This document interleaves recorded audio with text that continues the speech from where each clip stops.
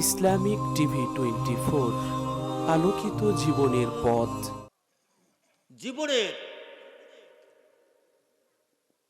একেবারে অধিকাংশ সময়টা, জীবনের গুরুত্বপূর্ণ সময়টা শুধু হিংসা আর বিদ্বেষ নিয়ে আমরা কাটাইতেছি। কি কথা ঠিক কিনা?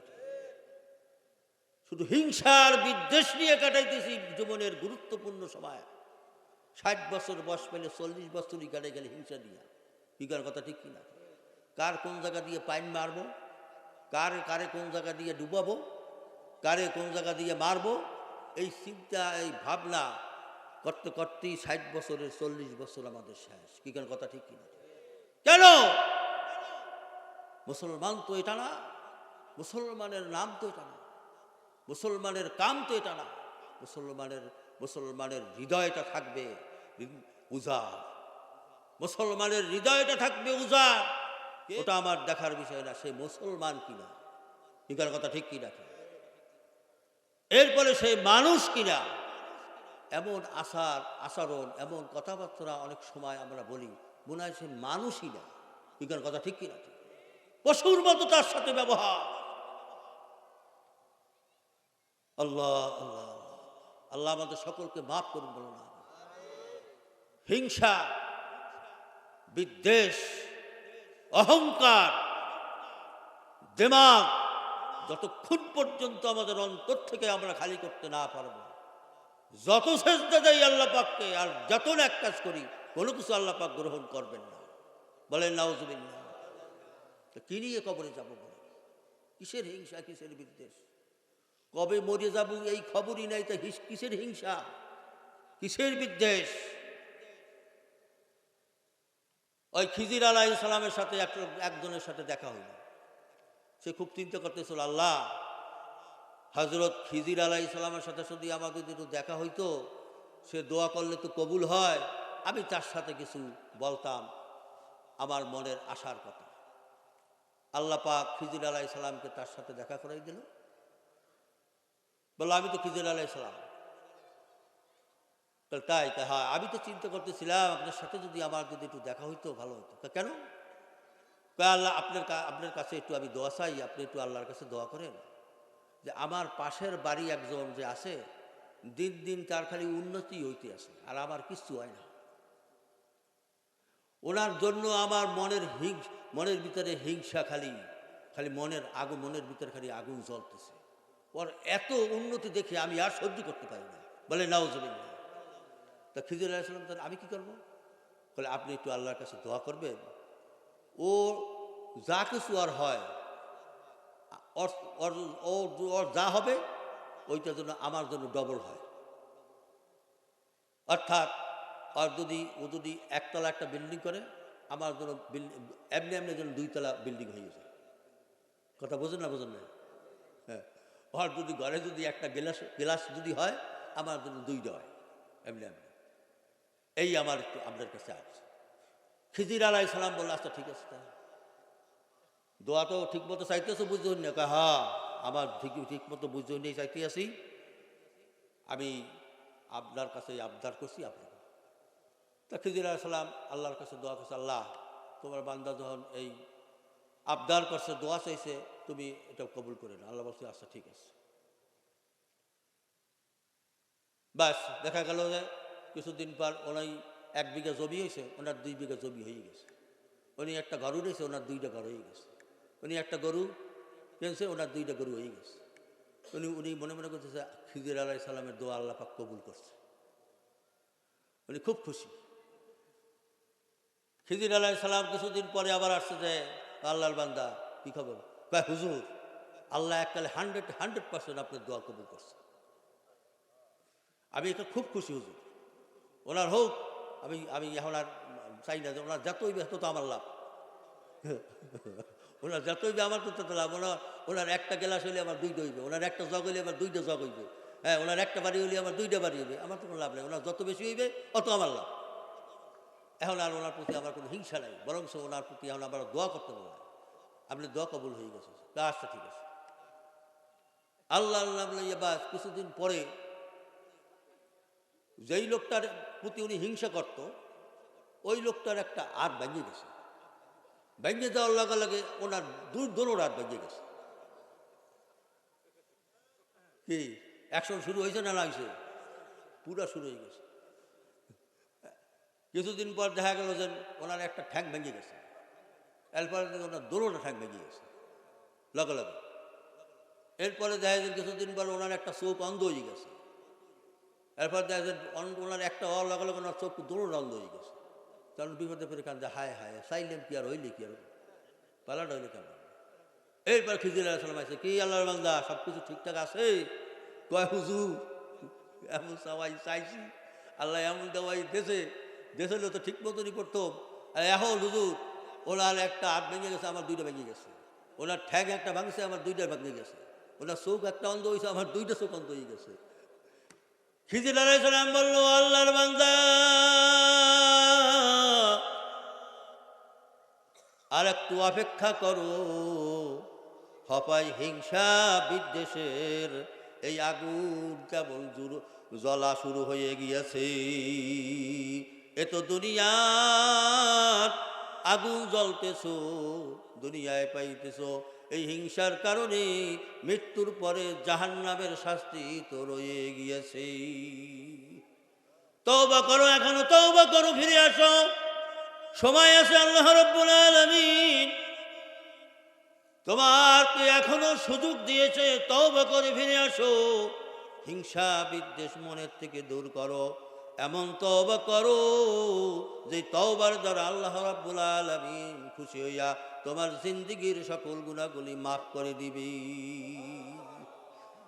তওবা করে আবার তওবা ভাঙ্গিলাম,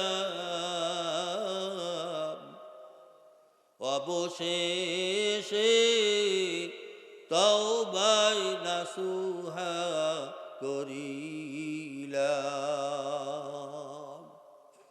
বান্দা তওবা করছ, গুনাহ থেকে, পাপ থেকে, অন্যায় থেকে, অত্যাচার থেকে, জুলুম থেকে, হিংসা থেকে, বিদ্বেষ থেকে আল্লাহর কাছে তওবা করেছো। আল্লাহ আর জিন্দেগিতে এই ধরনের অন্যায় আর পাপ আমি করব না।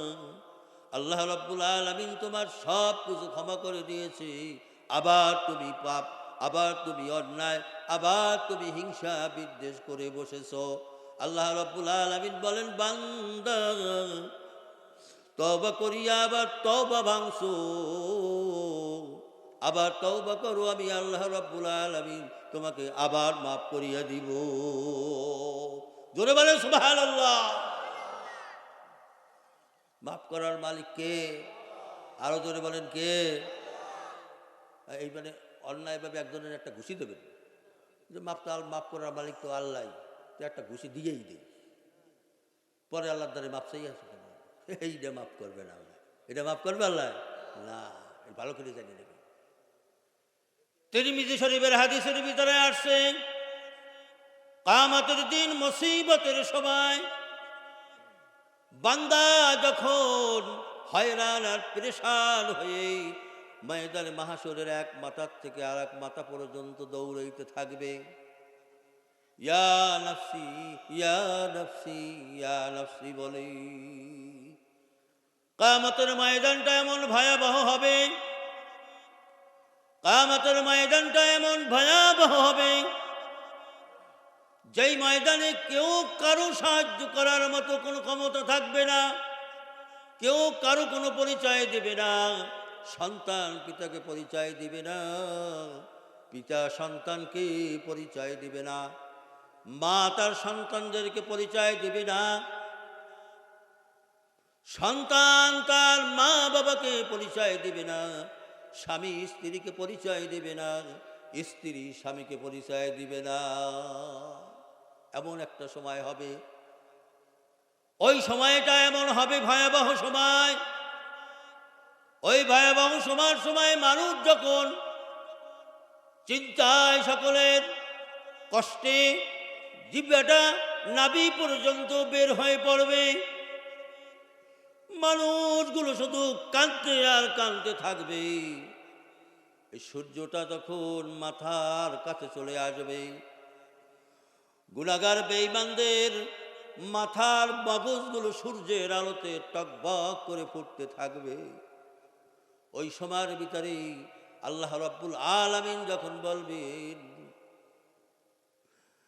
আল-ইয়াউমা তুজজা কুল্লু নাফসিন বিমা কাসাবাত আইদিহিম। আল্লাহ রাব্বুল আলামিন বান্দাদেরকে যখন ওই সময় ডাকিয়া বলবেন, ও আমার বান্দারা, দুনিয়ায় তোমরা তো বহু তোমাদেরকে সুযোগ আমি দিয়েছিলাম, আর তোমাদেরকে আমি বলে দিয়েছিলাম একদিন সারা জীবনের সকল হিসাব কিন্তু তোমাদের দিতে হবে। কেউ বিশ্বাস করছো, অনেকেই বিশ্বাস করো নাই। সবাই কি বিশ্বাস করছে? জোরে বলেন, করছে? সারা জীবনের সমস্ত হিসাব কিয়ামতের ময়দানে আমাদেরকে দিতে হবে, এই বিশ্বাস কি সবাই কি করছে? করে না। তাহলে তো সবাই ইমানদার হতো, কি কারণ? ঠিক না? ওই কিয়ামতের ময়দানে হিসাবের জন্য উলামায়ে কেরাম কোরআনে কারীম খুলে খুলে তোমাদেরকে আয়াত পড়িয়া পড়িয়া তোমাদেরকে বুঝাইছিল, বান্দা তাকাদু তামাইয়াজু মিনাল গায়জ কুল্লামা উলকিয়া ফিহা ফাওজুন সাআলাহুম খাজানাতুহা আলাম ইয়াতিকুম নাযীর।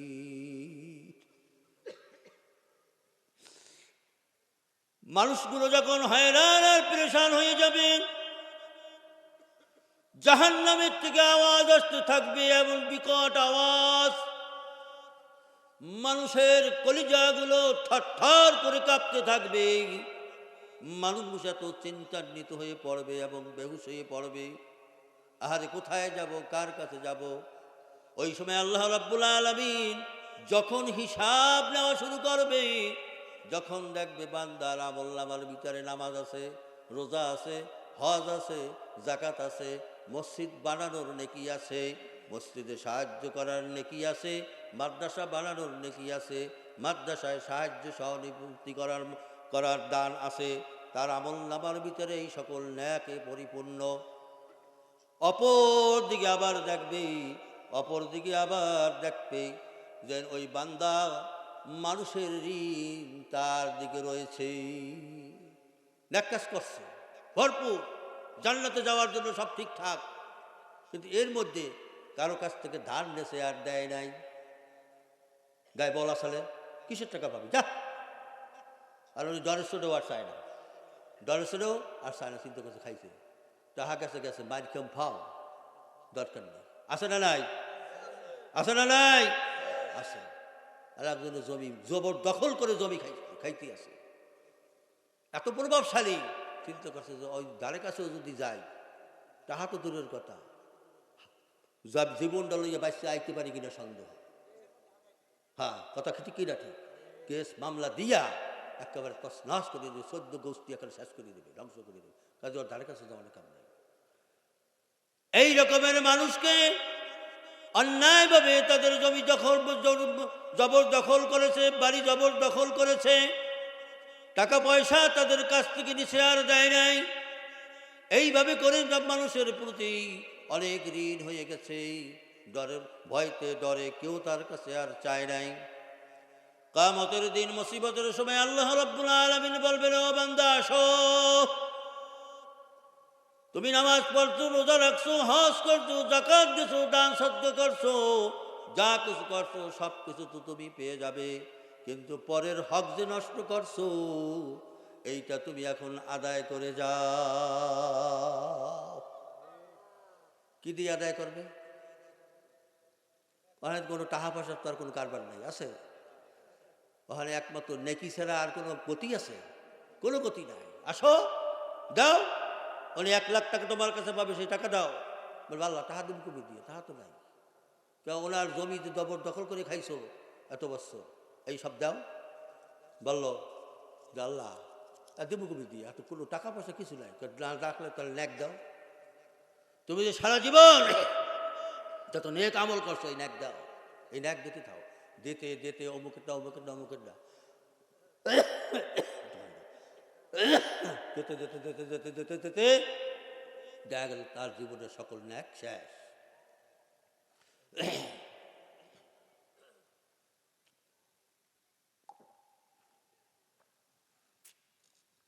এখনো পাওনাদার আছে।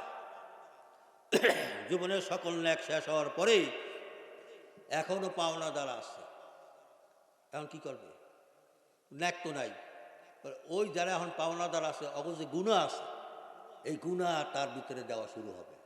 বলেন নাউজুবিল্লাহ, আরো জোরে বলেন নাউজুবিল্লাহ।